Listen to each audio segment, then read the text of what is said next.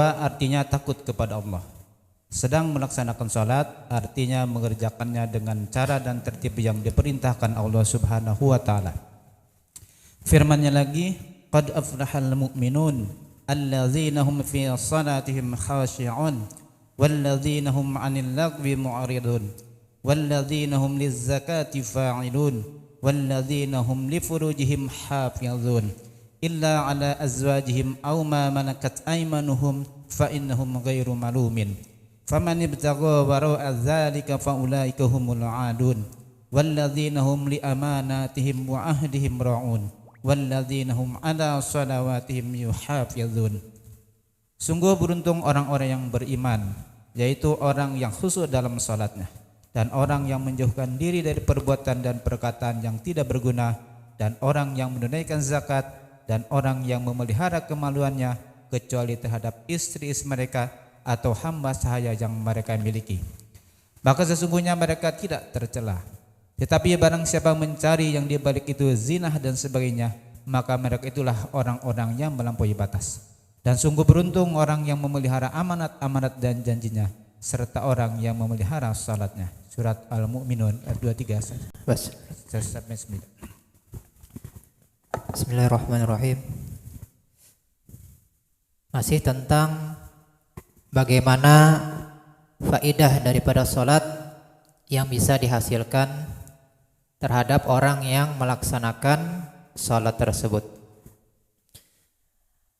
Sebelumnya di ayat munibina ilaihi wattaquhu wa aqimus shalah wa la takunu minal musyrikin, bahwa orang yang mendirikan salat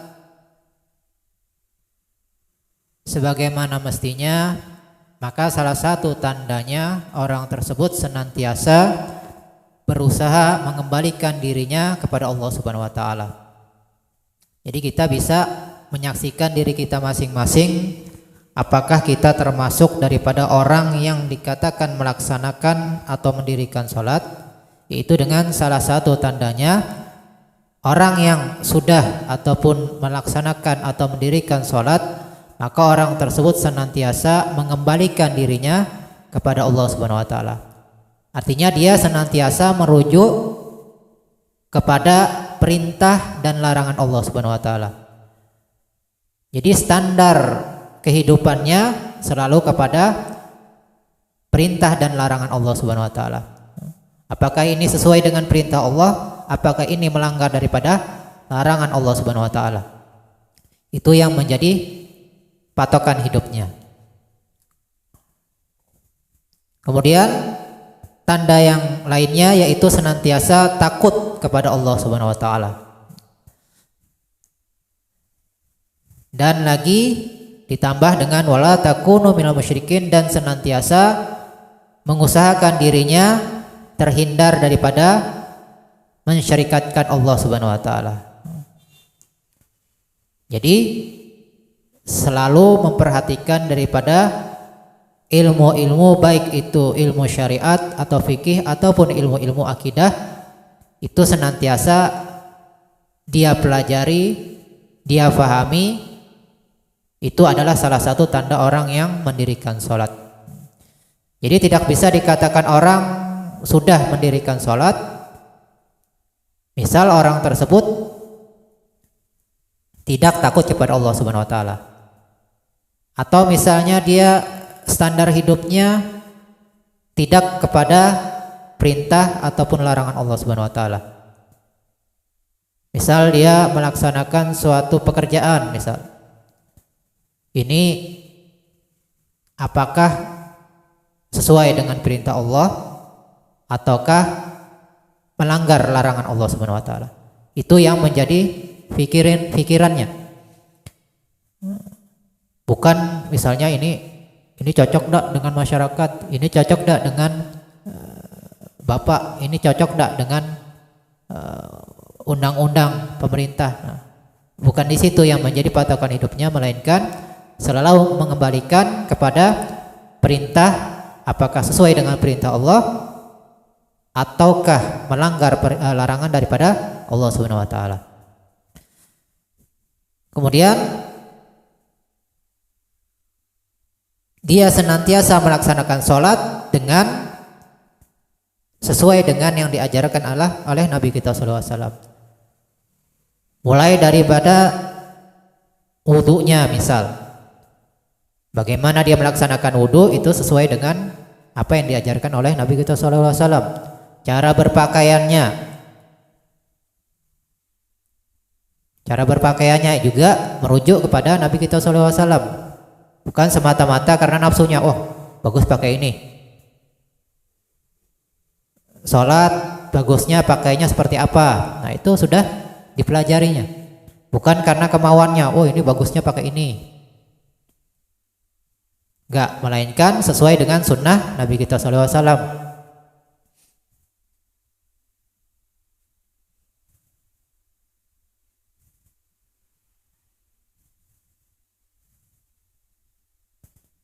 Makanya selalu terngiang-ngiang itu kalau hari Jumat, ketika sholat Jumat bersama Habib Salim Asy-Syatiri itu beliau itu kan kita musafah salaman semua kepada beliau. Jadi ada salah satu thalabah dari Indonesia musafah dengan beliau. Pakaiannya enggak baju putih ketika hari Jumat ini, sholat Jumat. Kenapa enggak pakai baju putih kata Habib Salim? Bas cuma gitu doang. Nah, itu selalu kepikir-pikir sampai sekarang. Jadi istilahnya kalau mau pakai baju selain putih itu mikir, oh ingat. Kok nggak pakai baju putih kata beliau.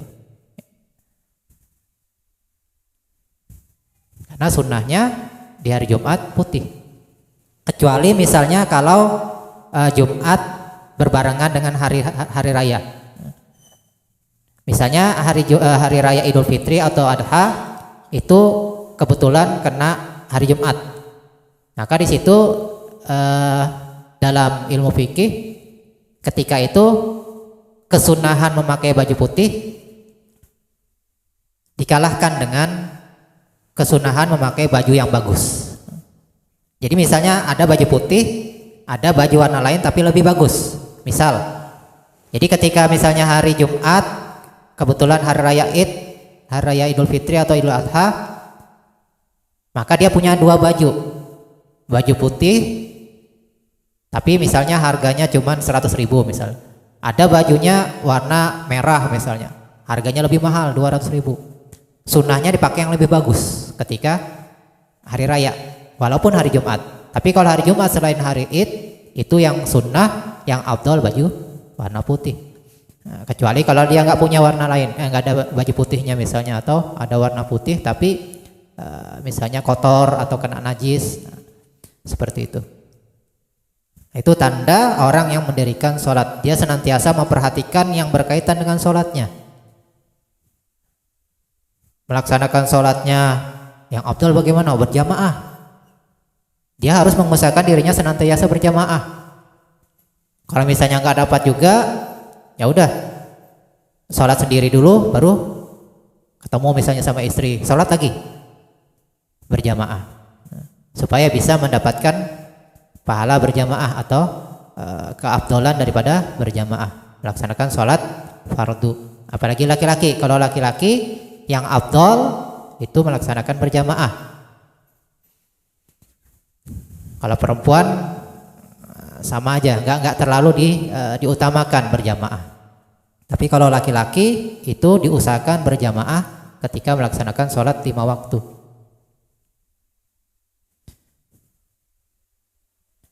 Kemudian menyambung daripada ayat qad aflahal mu'minun. Nah, di sini Allah menjelaskan tentang bagaimana orang mukmin yang sebenarnya. Maka di situ qad aflahal mu'minun. Jadi kita nggak bisa menyatakan diri kita orang beriman kecuali sudah memenuhi persyaratan ataupun apa yang disampaikan oleh Allah Subhanahu wa taala, di antaranya dalam surah Al-Mu'minun yang bakal kita bacakan ini. Maka qad aflahal mu'minun, berarti ada orang mukmin yang dimaksud dan ada orang mukmin yang nggak masuk daripada pembahasan di sini. Jadi orang yang beruntung itu orang yang mukmin yang seperti ini yang bakal disampaikan. Jadi ada orang mukmin yang tidak memenuhi syarat. Berarti dia tidak termasuk aflaha di sini. Makanya qad aflahal mu'minun. Dalam bahasa Arab itu kalau ada alif lam berarti menunjukkan bahwa sesuatu yang terkhusus. Qad aflahal mu'minun. Sungguh beruntung orang yang beriman. Enggak semuanya. Enggak semua orang beriman beruntung. Maksudnya beruntung yang keberuntungan yang bakal disebutkan setelah ayat ini. Sambungan ayatnya nanti Firdaus, mereka bakal mendapatkan surga Firdaus. Ini orang yang memenuhi syarat ini. Ada orang mukmin yang enggak mencapai derajat surga Al-Firdaus. Jadi kalau orang yang memenuhi daripada persyaratan yang disebutkan, maka dia bakal mendapatkan Jannatul Firdaus. Tapi kalau al-mukmin belum memenuhi syarat-syarat ini, mungkin masuk surga di bawah daripada Firdaus. Qad aflahal mu'minun. Bagaimana tanda-tandanya? Yang pertama adalah orang tersebut ketika dalam sholatnya itu dalam keadaan khusyuk. Bagaimana arti khusyuk? Di antaranya disebutkan dalam tafsir Jalalain bahwa arti daripada khusyuk itu hampir sama dengan tawadhu. Apa arti tawadhu? Ini khusyuk hampir sama artinya dengan tawadhu. Tawadhu yang secara zahir dan batin. Bahasa kita tawadhu itu, misal kalau kita biasanya adab-adab ketimuran kan, kalau misalnya adabnya seperti apa, misalnya sama orang tua sambil nunduk, nah itu secara zahirnya. Jadi arti khusyuk itu hampir sama dengan tawadhu secara zahir dan batin. Jadi khusyuk secara zahir itu dengan berpegang dengan adab-adab sholat. Jadi dikatakan khusyuk secara zahir itu orang tersebut memegang adab sholat. Jadi melaksanakan adab sholat. Di antaranya apa? Tidak berpaling pandangannya secara zahir, nggak toleh-toleh misalnya, matanya nggak lerek-lerek, misalnya ada di sampingnya ngelerek, pandangannya tidak ke tempat sujud. Jadi kalau kita sholat, mata kita, pandangan kita itu selalu ke tempat sujud kecuali ketika tasyahud asyhadu alla ilaha illallah, itu baru melihat ke telunjuk. Nah, ketika seseorang melaksanakan atau berpegang dengan adab sholat, maka dia tidak berpaling pandangannya kecuali ke tempat sujudnya. Kemudian yang kedua daripada khusyuk secara zahir adalah tidak main-main. Ya Allah, tangannya bergerak-gerak misalnya. Terus ada lagi misalnya asyhadu alla ilaha illallah bergerak-gerak. Ini sebagian ulama mengatakan itu termasuk daripada al-abath, main-main.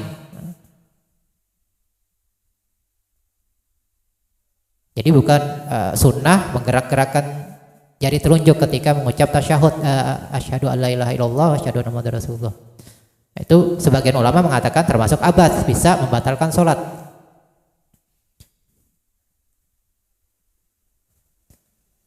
Kemudian diantaranya lagi adab sholat tidak mendahului imam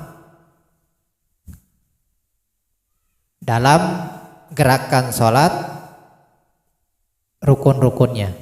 Kalau misalnya takbiratul ihram, batal sholatnya. Kalau selain takbiratul ihram itu makruh. Atau kalau misalnya lebih daripada 2 bisa batal sholatnya. Misalnya imam baru ruku, dia sudah sujud, nah itu nanti bisa batal. Tapi kalau masih 1 rukun aja atau setengah rukun itu makruh. Kalau lebih dari 2 rukun bisa batal. Jadi tidak mendahului imam, itu daripada adab sholat. Dan tidak meletakkan tangan di pinggang. Dan yang lain daripada itu, daripada adab-adab sholat. Kemudian khusyuk secara batin, yaitu dengan menghadirkan hatinya dengan kebesaran Allah Subhanahu wa taala. Nah, jadi senantiasa menghadirkan kebesaran Allah Subhanahu wa taala.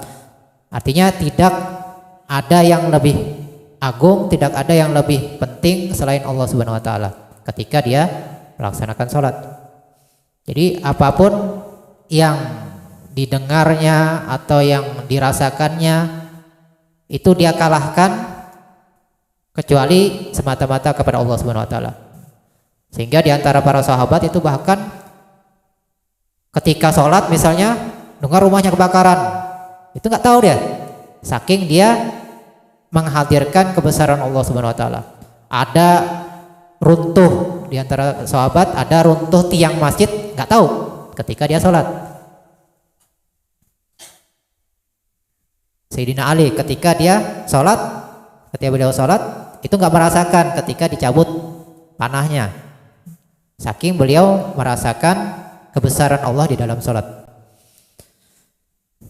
Dan ketiadaan memikirkan hal-hal yang bersifat keduniawian.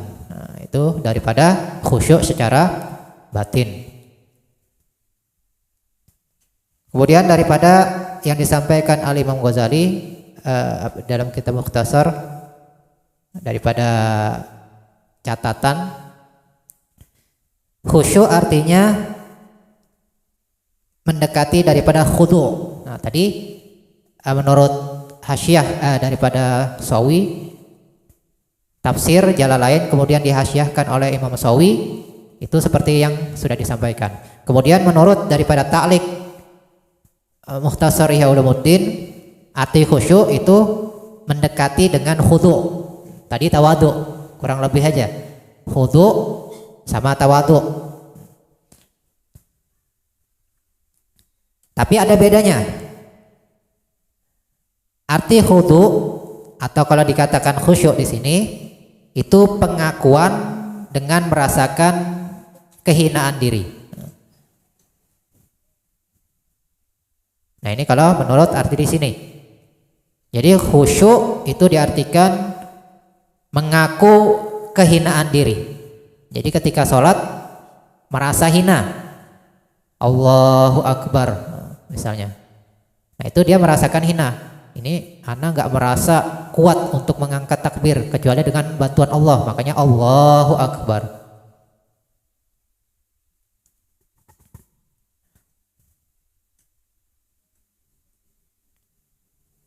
Makanya di antara kaifiat mengangkat takbiratul ihram, kedua tangan ketika takbiratul ihram,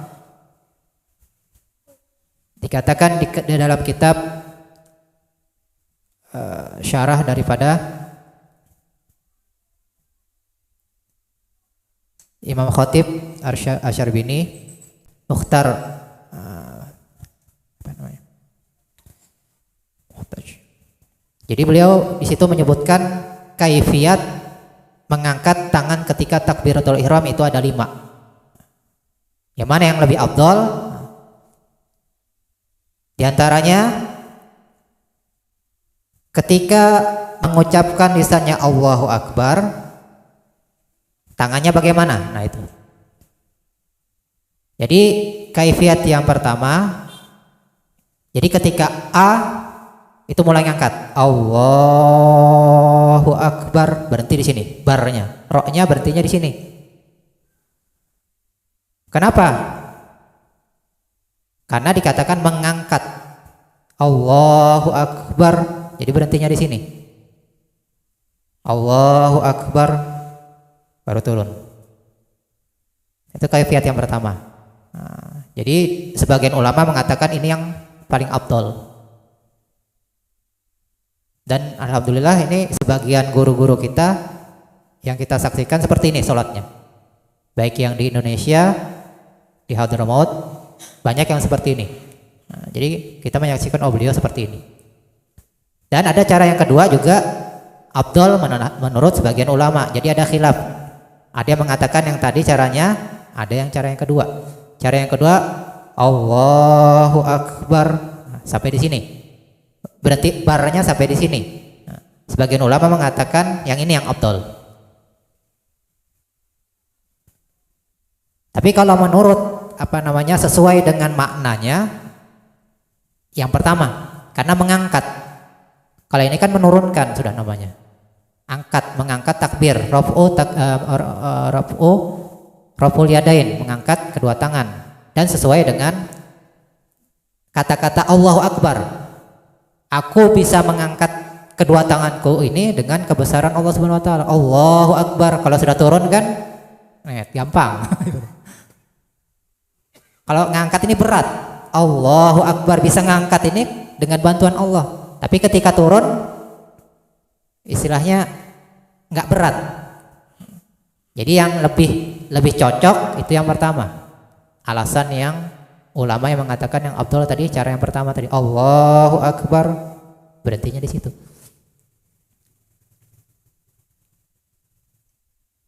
Tetapi Imam Ghazali cenderung ada cara yang ketiga. Tapi ini kata beliau menurut pendapat beliau. Cuma menurut pendapat beliau dari segi maknanya, kesesuaian maknanya mengangkat takbir, Allahu Akbar, turun dulu tangannya. Baru. Jadi barnya ini lepas tangannya. Karena pasrah, Allahu Akbar. Baru naik ke sini. Nah ini yang tiga ini yang ada tuntunannya. Ada yang dua ini kurang afdal nanti. Misalnya cara keempat, Allahu Akbar, belum ngangkat.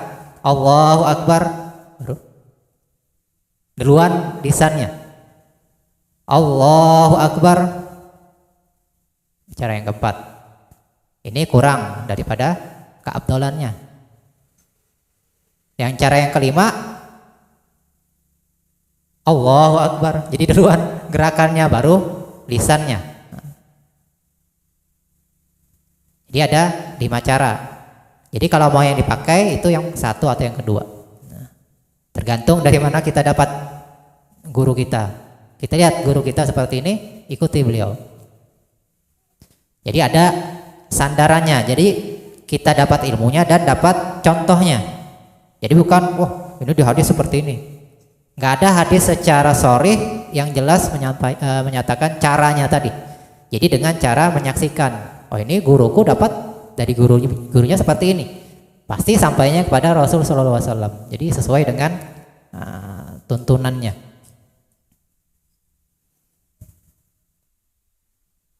Jadi untuk menyesuaikan makna daripada khusyuk tadi, itu dengan pengakuan dengan kehinaan diri, sampai ngangkat tangan aja mengakui dirinya dengan cara seperti itu. Jadi Allahu Akbar sesuai dengan maknanya, bahwa gak sanggup mengangkat kedua tangan ini kecuali dengan bantuan Allah Subhanahu wa taala. Adapun khusyuk tadi kan khudu. Adapun khusyuk itu bukan saja dengan badan. Tadi kalau khudu gerakan badan tadi, dengan tunduk, dengan menghinakan diri. Tapi kalau khusyuk itu selain dengan anggota badan juga dengan suara. Allahu Akbar. Jadi suaranya itu enggak terlalu diangkat, menyesuaikan dengan keadaan. Wal basar, pandangannya enggak diangkat pandangannya, artinya selalu menunduk ke arah tempat sujudnya. Dan pada hadis yang diriwayatkan Imam Qatadah, maknanya bahwasanya khusyuk itu di hati. Jadi khusyuk itu di hati. Dengan pengakuan, dengan kehinaan diri itu di hatinya.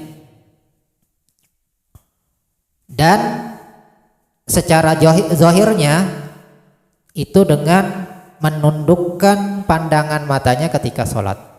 Itu dikatakan khusyuk menurut hadis Qatadah. Jadi senantiasa menundukkan pandangannya kecuali ke tempat sujudnya. Jadi nggak kemana-mana. Makanya yang diantara sunnah tempat sujud itu putih polos. Jadi sajadah kainnya itu kalau yang lebih bagus putih atau polos. Jangan ada motif-motif sajadah, kalau bisa polos. Nanti kalau ada gambarnya Ka'bah langsung ngayal kemana-mana misalnya. Gambar masjid langsung ngayal kemana. Jadi yang afdal, yang sunnahnya disebutkan di kitab-kitab itu polos, kalau bisa polos. Bahkan baju kalau bisa polos. Takutnya nanti yang di saf kedua, saf depan bajunya tulisannya apa misalnya. Yang di belakang langsung kebaca. Nah.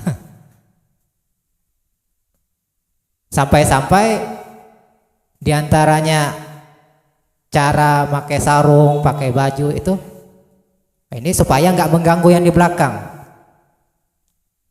Misal sarung, kan biasanya ada tulisannya itu di bawah, mereknya, merek A. Itu bisanya di belakang ini bisa kebaca, oh ini mereknya A sarungnya, sampai di belakang. Makanya bagaimana? Kita sholat kalau bisa sarung kita atau pakaian kita jangan yang mengganggu di belakang kita. Nah, itu saking adabnya ketika sholat. Jadi jangan sampai ada tulisan-tulisan yang bisa mengganggu orang di belakang kita. Itu adab-adab sholat. Nah itu yang bisa kita dapatkan daripada arti khusyuk, bahwasanya orang yang beriman yang bakal mendapatkan keberuntungan dengan bisa masuk ke surga Al-Firdaus, yaitu orang yang ketika sholat dia senantiasa khusyuk, yaitu dengan yang sudah disebutkan daripada makna-maknanya oleh beberapa ulama yang sudah kita sebutkan. Mudah-mudahan kita bisa mengamalkan daripada bagaimana cara melaksanakan khusyuk, bisa kita mengamalkan baik secara zahirnya dan batinnya, sehingga kita bisa mendapatkan keberuntungan sebagaimana yang bakal didapatkan oleh orang yang beriman sebagaimana disebutkan dalam ayat Al-Quran tadi. Mudah-mudahan Allah menyampaikan kepada kita husnul khatimah. Nah, itu dulu mungkin yang bisa disampaikan, kurang lebih mohon maaf. Wal afwu minkum, wallahu subhanahu wa ta'ala alam.